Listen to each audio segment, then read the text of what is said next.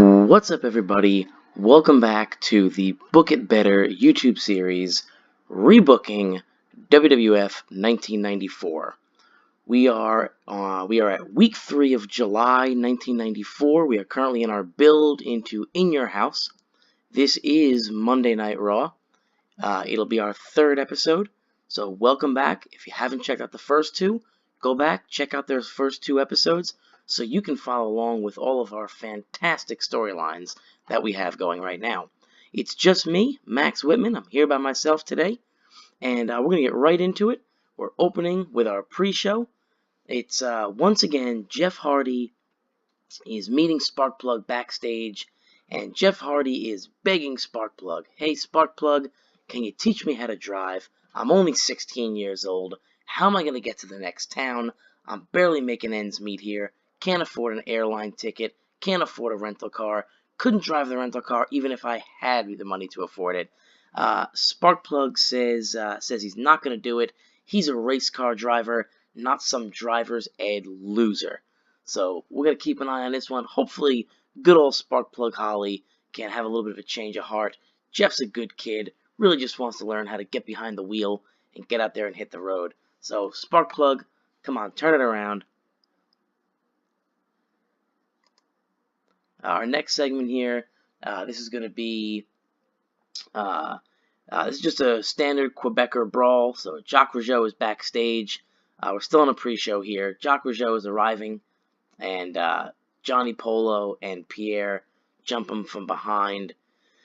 This gets a 55. It's a C- rating. Not terrible, but it feeds into that storyline a little bit.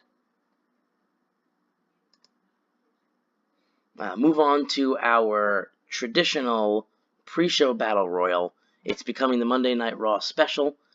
In this battle royal, Sparkplug Holly comes out on top. The other members of the Final Four are going to be Quang, Tom Pritchard, and Duke Droese, with Quang being the final elimination. Tom Pritchard gets the most eliminations over the course of the match. So here we see Sparkplug Holly winning a battle royal on the pre-show. Just our standard, typical, this is what we do at every show to get everybody on the card.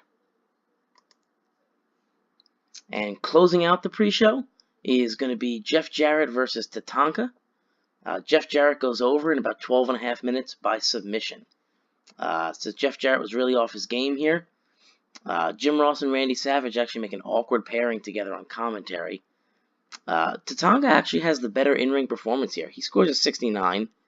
Jeff Jarrett scores a 58. Now, he was off his game tonight, so maybe that has something to do with it. But the match overall scores a 65. It gets us a C. Not a terrible match, not a great match, but it's just the pre-show. So, we're going to move into the start of our televised show, and this is just an opening hype video. It's just a video package talking about the Bret versus Owen feud, Razor and Diesel. We're also going to get the announcers here, Jim Ross and Vince McMahon.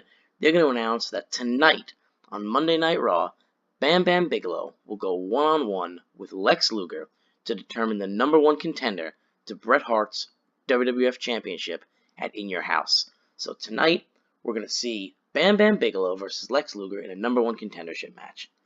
This scores an 84, gets a B+ rating. Really gets the show off to a good, strong start. Both are Bret versus Owen and Razor versus Diesel. They're going to advance and gain heat with this storyline, with this segment here. It's sort of, admittedly, it's sort of a gamey, kind of cheap way to get some easy heat for your storylines. I put together a storyline, a video package here based on the overness of the workers, loaded up with your main event guys, and it basically is just 3 announcers talking about the storylines. But as far as the game is concerned, it's an 84 rated segment. It's going to raise the heat of those storylines. Keep in mind, our last 2 episodes of Monday Night Raw were really weak. So we're really hoping in this episode and next week's episode, the go-home episode to In Your House, to get these storylines a little bit of heat behind them, a little bit of momentum, because we are losing popularity. Not a ton, but we are losing a little bit of popularity with our last 2 shows. So we're really hoping for a good, strong show here. Our next segment is going to be Chris Jericho opening up the show. He's backstage, and he's going to be talking about the future of the World Wrestling Federation. He's talking about how the current guys that are in the company, they've seen their they've seen their better days. They're in the twilight of their career, and the World Wrestling Federation needs somebody like Chris Jericho. The fans deserve somebody like Chris Jericho, and his intention is to go out there every single night now and prove that he is the best and he is the future of the World Wrestling Federation. It's time to move these dinosaurs to the side, kick some old man ass, if you will, and pave the way for the new generation of WWF superstars headed by he himself, Chris Jericho. It scores a 51, a D+ rating, not terrible. It's good to see. We're really just trying to get Chris Jericho out there in front of the crowd on TV, get him some exposure, get him some wins on TV, and kind of pop him out there and get that popularity up. He's going to follow up that promo with a match against Rick Martel. It's going to be a bout that has decent wrestling but didn't have much heat. Chris Jericho defeated Rick Martel by submission in about 8 minutes with the Lion Tamer. He scores a 57. It's a C-. Not a bad match. Pretty much on par with what I expected. You look down here, it does start a storyline, the Jericho Arrives storyline. So if you're following along, that's something you're going to want to be focusing on. It's kind of going to give away a little bit that we're not just throwing Chris Jericho out there in matches. There is a storyline here, and there is going to be some stuff that's going to be building off of this. So if you're following along, this is going to be an interesting storyline. So make sure you kind of pay attention to this here. Rick Martel does pretty well, actually, better than I thought he would do. He gets a 60 rating. Jericho has a 47. So actually, it'd be the other way around. I didn't expect Jericho to be as low as he was and Martel to be as high. But again, I think a lot of that poor rating for Jericho has to do with his popularity. So hopefully a victory over Martel here, combined with the victory last week, is going to start to raise that popularity a little bit and get Chris Jericho the exposure he needs to get. Moving along, this is Bam Bigelow backstage, hyping his #1 contendership match. It scores a 75, B-. Bam Bam is basically backstage saying that tonight is his night. He's going to go out there, he's going to take it to Lex Luger, and he's going to become #1 contender, and then follow that up by becoming the World Wrestling Federation champion. That match is next. It's Bam Bam versus Luger. In a good match, Bam Bigelow defeats Lex Luger in 10 minutes and 58 seconds by submission. So he taps out Lex Luger. I actually forgot to set the exact finish there. I would imagine Bam Bam probably not really a submission artist, probably not going to beat Luger by submission, but that's my fault. I forgot to set the road agent notes there. But Bam Bam gets an in-ring performance of 72. Lex Luger has an in-ring performance of 73. The Jericho Arrives storyline advanced with this segment. I'm not sure why. I wonder if I accidentally set the wrong guy in the storyline there. So the Chris Jericho storyline is going to get a 72 rating here. It's going to advance and gain some heat. But I'll have to go back and check that when the show is over, and make sure we got the right guy in there, because Bam Bam versus Luger, there must be something going on in there that shouldn't be going on. So, but not a bad match, 72, B-. Actually, a really good match. And Bam Bam becomes #1 contender, and he's going to head to In Your House to face the Hitman Bret Hart for the WWF title. And lets Bret get there.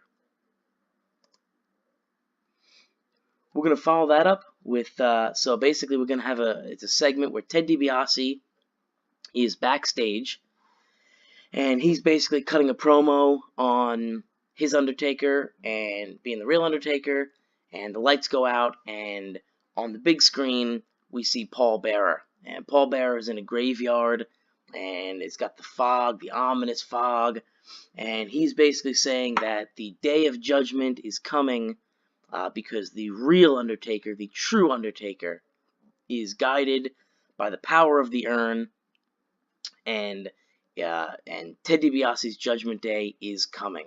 To close out this segment, the camera zooms in on a gravestone, and Ted DiBiase's name is on that gravestone. It scores a 73, a B minus. Again, not bad. It does lose heat on the Battle of the Undertaker storyline, but not a terrible story. It's not gonna take that big of a hit with a 73 rating there. So we're okay with that. Yeah, B minus isn't terrible for this build here. It's not our main storyline, so we're not super concerned about it. Moving on to the next segment, it's going to be Yokozuna and Crush teaming up against Men on a Mission. Decent match. Yokozuna and Crush defeat Men on a Mission in just under 7 minutes. When Crush defeats Mabel by pinfall with a chokeslam. Yokozuna is going to carry the match in terms of performance here. Yokozuna's in-ring performance is a 75 here. Crush grabs a 52. Mo is at 47, and Mabel is at 42. And the Jericho Arrives storyline advances again. So I'm going to assume that there must be a commentator in that storyline that's causing a little bit of funkiness here. So I'll have to take a look at that and edit that, because it would appear that almost every segment that with in-ring action is going to towards that Jericho Arrives storyline. So once again, not terrible for the storyline. He gets a C+ rating, so not the worst, but that definitely shouldn't be happening. One interesting thing here is that Crush and Mr. Fuji have absolutely zero chemistry working together. That's something we're going to have to look at, because Mr. Fuji manages Crush and Yokozuna. He works well with Yoko, doesn't work well with Crush, so we may have to take a look and see, is it better to scrap Mr. Fuji altogether and send Yoko and Crush out there by themselves, or would we be better off splitting up that tag team, keeping Yoko with Mr. Fuji, and sending Crush on his way in a singles role? So we'll see. We'll take a look. We'll weigh some options, and we'll get going with that. To the next segment, this is going to be Diesel just backstage cutting a promo. He says that last week was proof that Razor doesn't stand a chance of winning the Intercontinental title back. He says last week he beat Razor. He hit him with the jackknife. It doesn't matter that he picked up the pin against the 1-2-3 Kid. He beat Razor. Everybody saw it. It was clean, and Razor doesn't stand a chance. That scores a 78, gets a B rating, advances the storyline. And we are moving into our main event, which is Bret Hart versus Shawn Michaels. It gets a 74 rating. It's a B minus. So I'm actually really, really disappointed here. It does say Bret was off his game. I suppose it could be the ending here. Long story short, it's an exceptional match. Shawn Michaels and Bret Hart go to a 12-minute draw when the match descends into chaos after Owen Hart and Razor Ramon become involved. So basically, Owen's going to run in and attack Bret. Razor's going to run in and attack HBK. It's chaos all over the place. The ref calls for the bell. There is no winner. And at the 12-minute mark, we get ourselves a draw here. HBK has an in-ring performance here of 91. Bret Hart has a 91. I'm not really sure why we get the 74 here. My only thought is that it's the interference aspect of it. Maybe if Bret and Shawn had gone one-on-one clean, we would have gotten a better rating here. But Shawn Michaels and Bret Hart have pretty good chemistry, and it lifted the match. So that's going to be awesome going forward. HBK is our top heel right now. Bret's our top babyface. It's only natural that eventually they're going to find themselves against each other, and for them to have great chemistry together, that's just going to make those matches all the easier for us to book. So we close out the show with the 74, a B minus rating. Not really what I was hoping for the main event, but not terrible. Overall, I think the show is pretty good, so we'll head to the end here and see. And it scores just a 67 again, a C+ rating. The general feeling is that we don't have enough interesting storylines going on. We gain popularity in 7 regions, lose popularity in 11 regions. That's not really what we wanted here. We wanted a stronger showing. I'm disappointed in the end of in the rating here. We got one more show before In Your House. Hopefully we can put on a solid go home show and then follow it up with a big episode, with a big pay-per-view. But that main event being only a 74, I think that really hurt us. because until then I thought we had a pretty solid show. But yeah, so we're gonna close it out with a 67. Scores a C plus. We got to get our storylines some heat behind them. We're gonna try and get that going with the Go Home show, moving into In Your House. Hopefully, we can get that going. Thanks for listening. Thanks for watching. Again, don't forget, head on over to Podomatic.com. Check out the Book It Better podcast on Podomatic. If you like this, if you have any comments, leave one below. Click like, click subscribe, and follow along with the Book It Better podcast as we try and navigate our way through Total Extreme Wrestling 2016 in the WWF in 1994. Thanks for watching, and we will catch you next time.